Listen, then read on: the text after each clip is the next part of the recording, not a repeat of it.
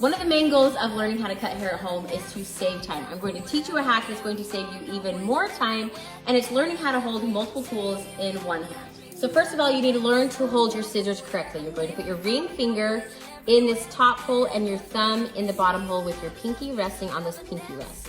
Now, when you're not cutting, you're going to just simply take your thumb out and you're going to palm the scissors, just like that. See how I palm my scissors? Then you're going to put your comb in the same hand. So you're going to put your comb over the scissors and hold them together. Now see how the scissors is pointing this way, the comb is pointing that way. Then this will allow me to get a section of the hair. See this thumb? It's just asking for a job. It's like, I have no job. What you're going to do is you're going to put the comb in your thumb, hold it like that, then you're going to cut.